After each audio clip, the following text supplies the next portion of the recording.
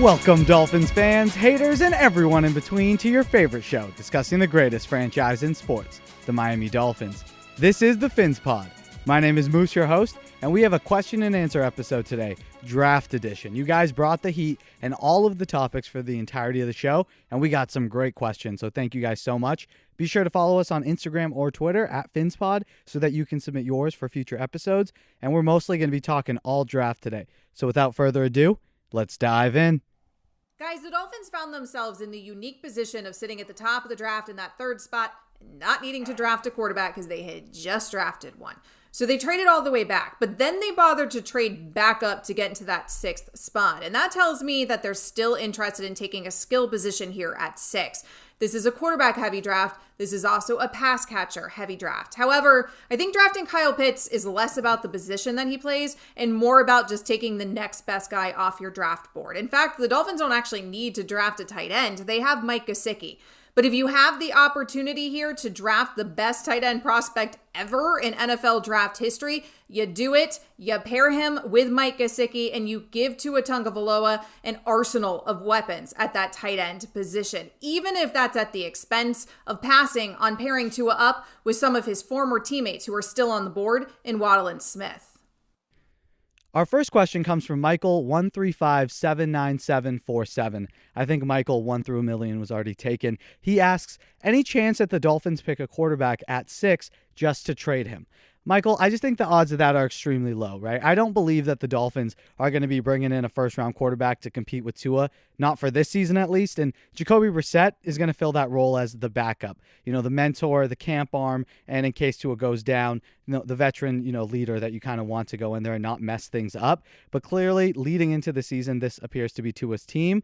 There is, the smallest chance that they do, and it will be a wild draft night trade situation, and people will be losing their minds. Sort of like what we saw in 2004 when the Giants drafted Phillip Rivers at pick 4 to then trade with the Chargers, who had taken Eli Manning first overall. But again, that comparison doesn't really work, considering that both the Giants and Chargers were in the market for quarterbacks, and Miami just isn't in a market this year for a quarterback. I mean, they're going to give Tua every opportunity before they then try to move forward. It just doesn't make sense. And realistically, if a team, wanted Miami's spot to take a quarterback, they would just trade up for the position, right? Miami doesn't need to take a quarterback and then flip them.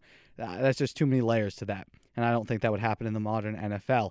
Our next question is from King Big Zelu. He asks, Pitts or Chase at 6th? Who would you prefer? And look, if you're a regular listener of this show, you know the answer. It's Kyle Pitts. Honestly, he's probably going to play like 25 to 50% of his snaps out wide. He is that exemplary a receiving threat. And if by a miracle he's there at 6, pounce on him. Look, Jamar Chase is damn good too. The best pure receiver in the class, in my opinion. But his ceiling is not that of Pitts. It's just not. Swing for the fences, and Kyle Pitts is absolutely a potential grand slam pick if you can get him at 6. Our next question comes from Constantine.cmf. He asks, don't you think a 6th overall is worth more than 1 or 2 future mid-first rounders? Most Hall of Famers are in 1 through 10 in round 1. So firstly, I'm not 100% sure on that being the case, that most Hall of Famers are found in the top 10 of the NFL draft, but it could be true. I'm just not entirely sure if that is accurate. But regardless, and I'm no GM, but it's going to depend, right? What do you need as a team? And who at 6 are you interested in taking? Is that player more valuable than 2 swings at the bat on high-level players that you can get in the future first round, right? Is a guy you're going to get at 12 and the guy you're going to get at 28, hypothetically, more valuable than the one guy at 6? It's all dependent on your needs and the draft, right? If you have a desperate need that needs to be addressed immediately and you're that close to, going over the top, then absolutely the 6th pick holds more value. If the 6th pick has a quarterback that you really need to take, then yeah, 2, a linebacker and a receiver, a defensive lineman, offensive lineman, they don't have the same value there.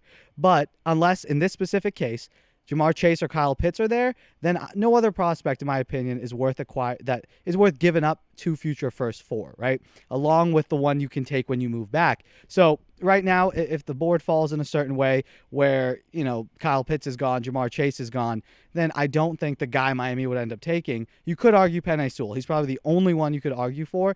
But other than that, there's no one worth 2 future firsts. So I would move back and acquire 2 future firsts, even though some people might feel like, hey, take the pick. though, a year from now, just fast forward a year from now, you'll be thankful that we have this pick. You'll look at all those players and fall in love with all those options and be like, holy crap, it's dope that we have two picks in the first round and we just moved back and still got a damn good player last season. So it's all about thinking ahead and staying flexible, right? But the other thing to keep in note is that the draft is a statistical crapshoot anyway, right? It's no guarantee, regardless of where you go, that you're going to be a success or a bust in the league. So getting multiple shots to hit one out of the park, and if you hit on both of them, well, that's even better. So that's sort of my opinion on that. But again, it's personal preference. Our next question, not really a question, more of a statement from Fox Cloud. He says, I'm scared and excited. Same, Fox Cloud, same. The draft is such an exhilarating night. Every fan base has hopes, even those picking in the top 5 because they suck, right? You feel like the destiny of your franchise can truly just change with one pick. It's a magical time in football land, so I'm right there with you. I'm more anxious than scared, but hey, the past has given us a lot of reason to be scared, I guess. Question number 5 from Alex Hallinar _64 asks, thoughts on the Patriots trading up and taking Fields or Lance? If I'm going to be honest, Alex, I do not like it at all. Bill Belichick has shown that he can win with competent quarterback play. See Matt Castle, Jacoby Brissett, Jimmy Garoppolo, hell, even Tommy Boy early on in his career. Game managers. You get him someone who's not going to just screw up the game plan, he'll win. He can build a defense and sort of scheme up an offense to oppose your defense that at the end of the day takes away what you do best and allows them to just somehow win. We saw it for decades. So if he gets a guy to replace Cam Newton, because right now they have Cam, and I love it. As long as Cam Newton's their starting quarterback, they're just limited, and I'm not nearly as scared of them, right? Now, if they get a young and exciting talent, then I'm feeling a little queasy, to quote our old pal Joe Philbin. The other thing that's going to piss me off about them potentially either moving up and getting them, or if one of them falls to them, the media is going to have another reason just to be all over Belichick's sack again. So Pats fans and analysts are going to be even more insufferable building up to the season. Having Cam, it kind of throws some water on their excitement. Yeah, they got a bunch of new players, spent a ton of money, but you got Cam Newton, who looked really bad last year, throwing you the football. So if they do get another guy, someone to inject hope into that fan base, nah, I don't want New England feeling any hope at all.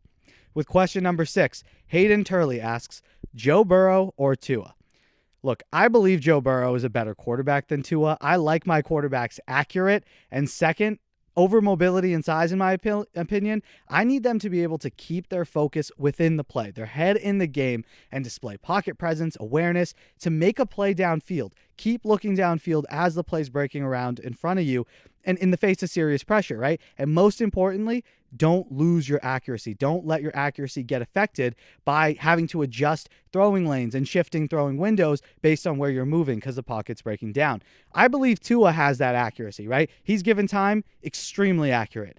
But Burrow's right there too. If he's given time, he's just as accurate. And although I do believe Tua also has amazing instincts in the pocket, and we saw that at times in Arizona, and I think that's only going to get better as he gets more and more comfortable, making those subtle adjustments in the pocket and getting the ball where it needs to go. I think he's going to improve upon that, right? He's going to get better as the season progresses and he gets more and more comfortable in the league.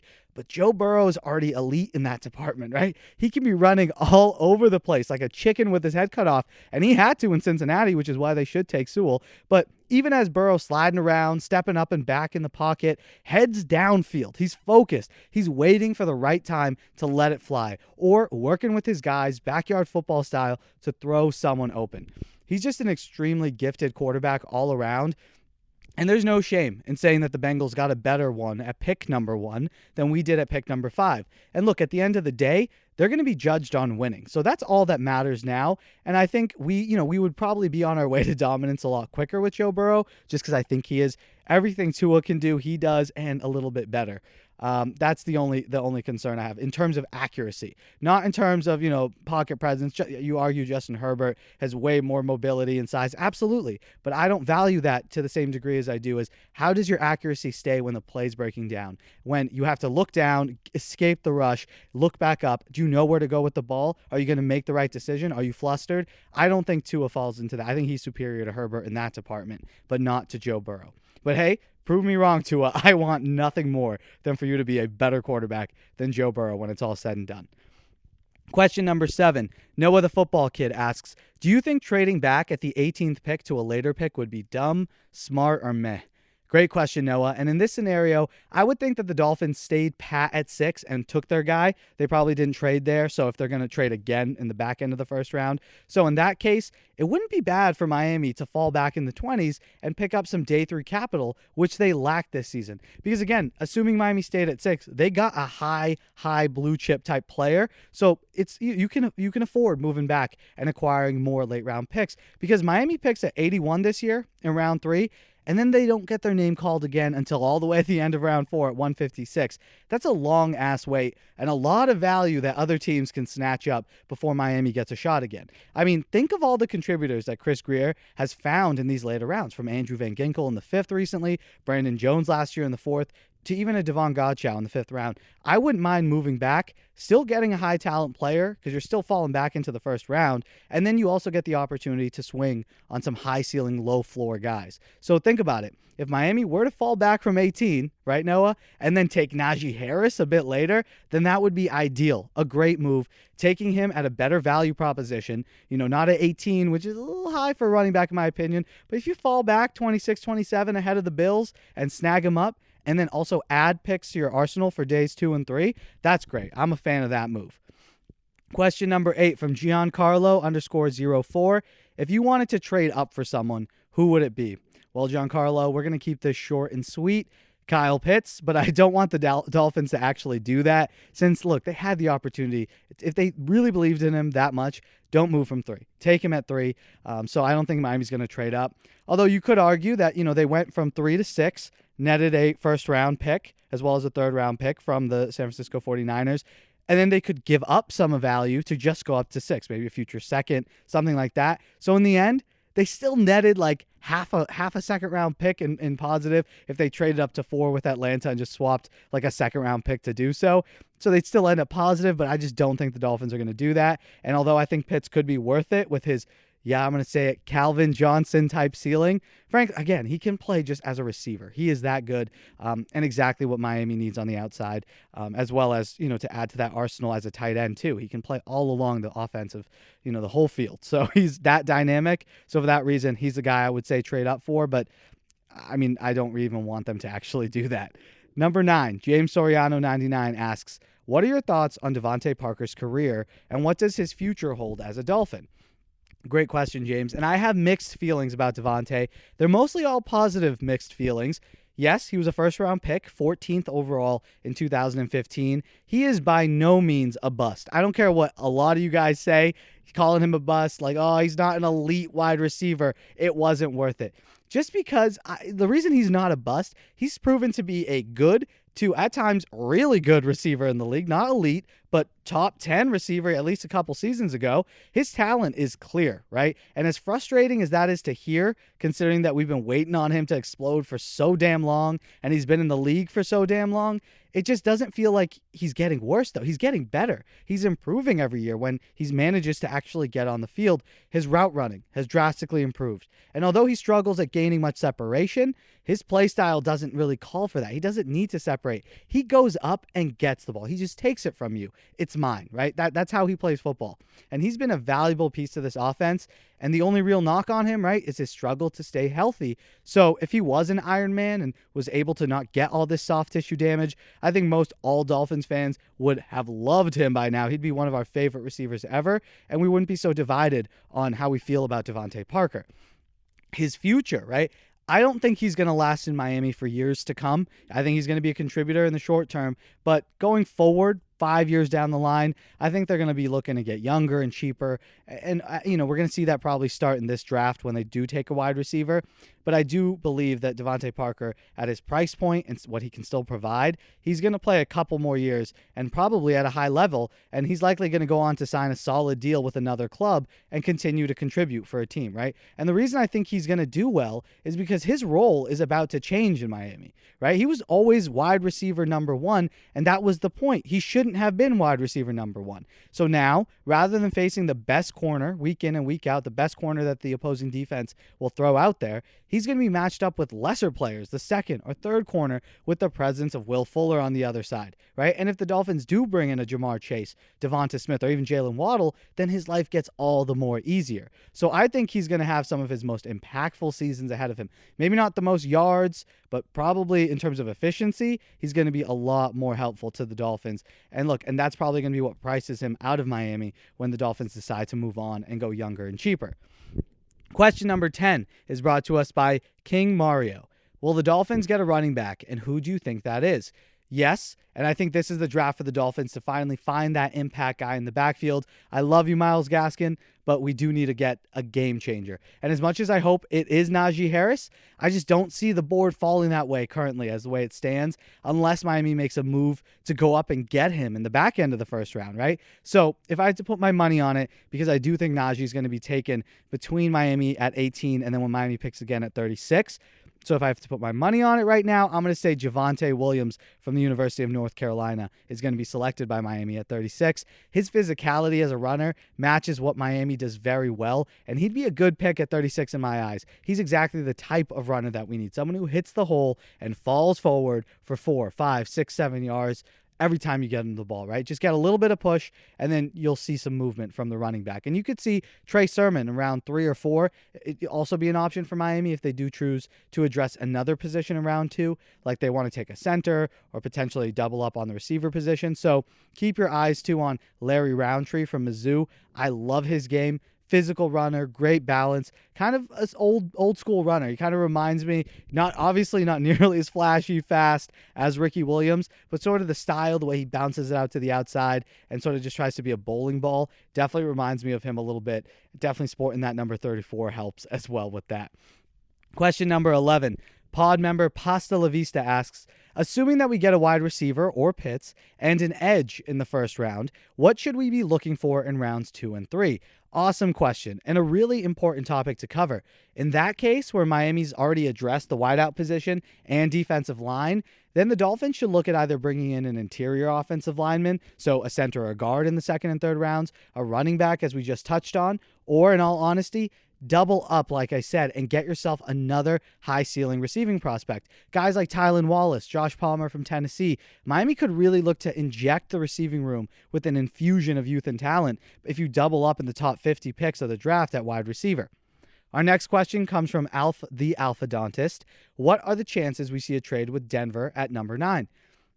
If I had to put a percentage on it, I'd say 25%, and that's just because the odds of one of these quarterbacks falling looks more and more likely, right? As Mac Jones seemingly appears to be the pick for San Francisco, which I still can't wrap my head around, but if Schefter's reporting it, and now Rappaport's narrowed it down to him and Trey Lance, I think he's most likely going to be the pick now, because Schefter don't lie, and Rappaport rarely lies. So I think Mac Jones is going to be the pick at 3. So that means at 6, there's going to be Fields or Lance, if not both, there, and it would only make sense for the Broncos to just flip a couple mid-round picks and go get the guy that they identify. Now, if they don't like any of these guys, which I doubt, considering right now they have Drew Lock, but if they don't like any of these guys, then they won't make that move, which is why I'm leaning that's probably not going to be the case. And similarly, even if those guys are there, but say a Jamar Chase is there because the Bengals did the smart thing and took Penei Sewell, or the Falcons took Penei Sewell or traded out of it, whatever is the case, then Miami's not going to give up that pick, because why get a few for mid-round selections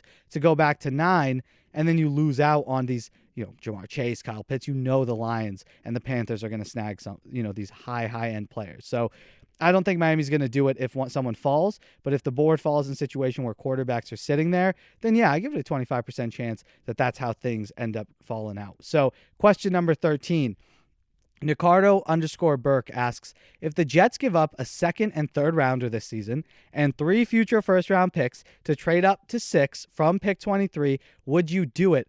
Nicardo, absolutely. 3 future firsts, sign me up. I don't care that it's the Jets. I don't. In fact, having their future first means that we're going to be hurting their future, and we get to capitalize on all of their failings with high picks for years to come. So this is never going to happen. That's just way too much value. The value's way too out of whack there, and the Jets just have too many holes too to be giving up so much capital like that. If something wild like that happens, sure, absolutely, but no way in hell.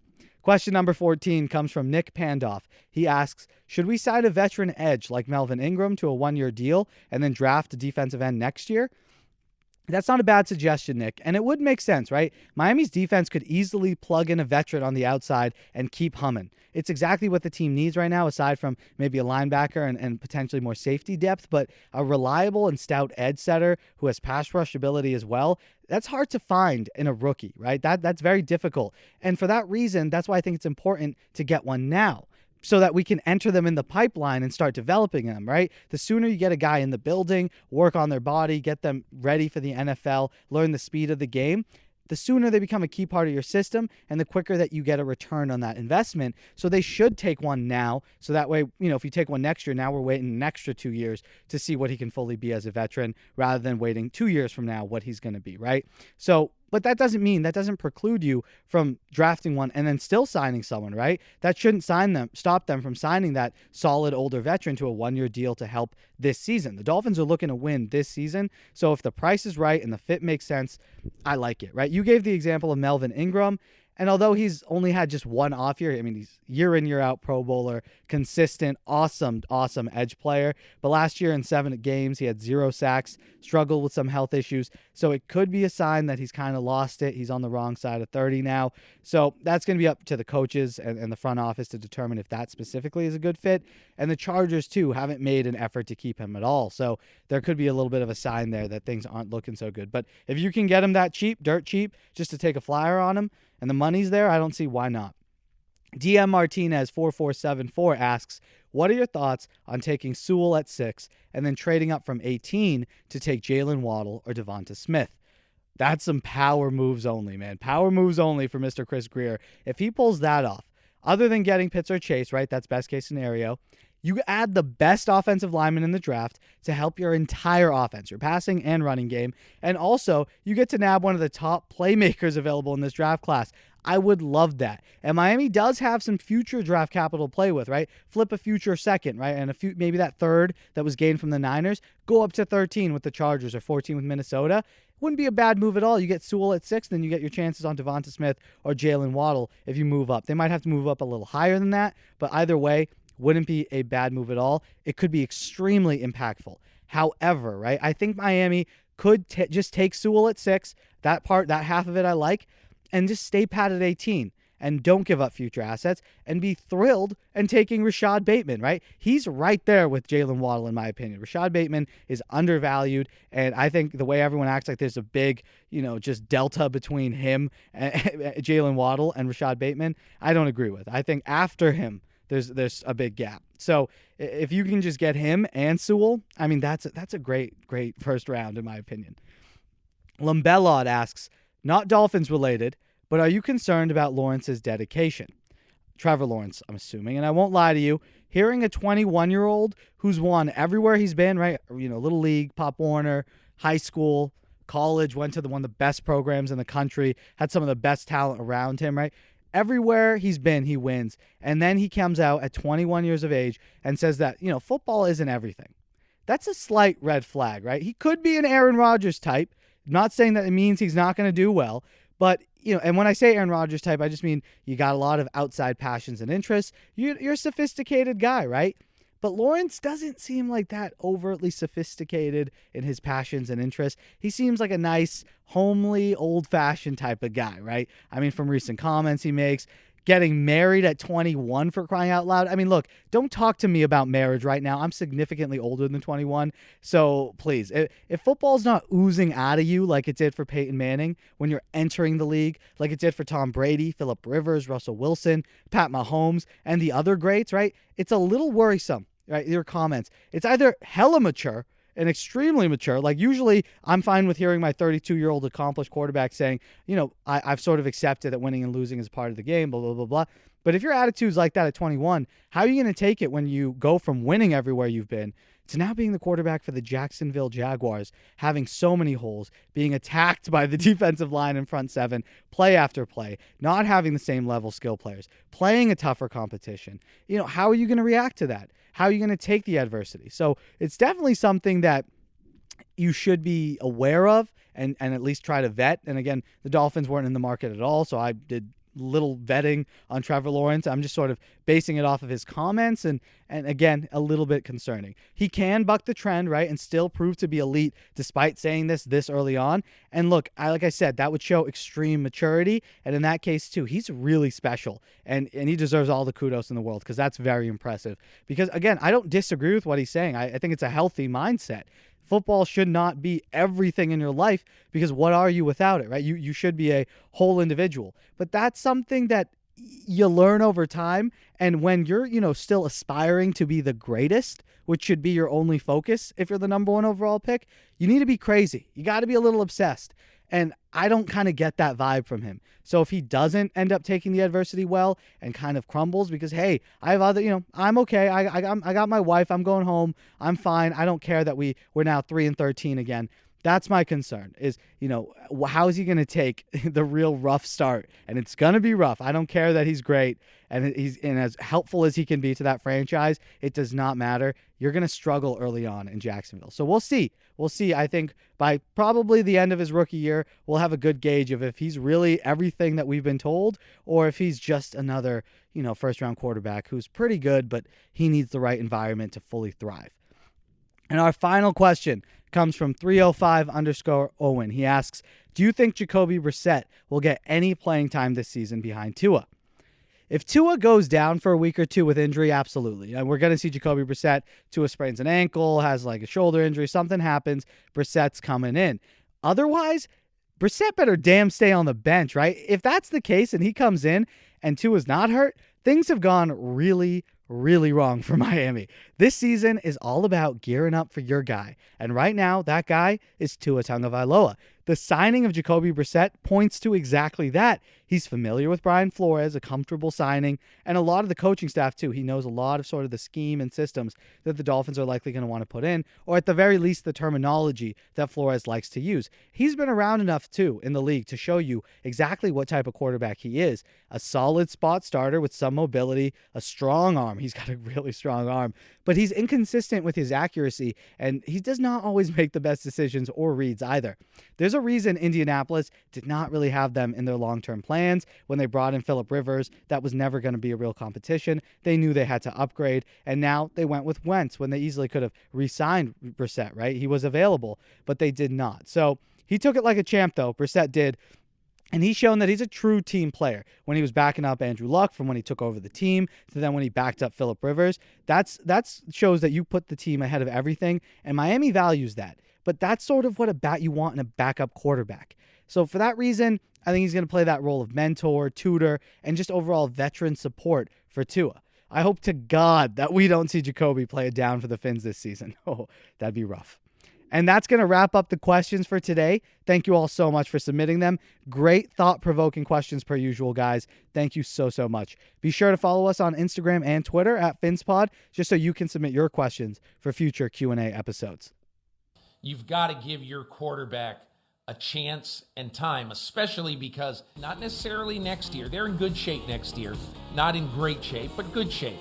But the following year with 2 wins, what that can do for the Dolphins in 2022. Because figure this, if they're looking for a quarterback in 2022, they're not going to have had a very good year this year. Let's say they're going to pick 13th next year in the draft.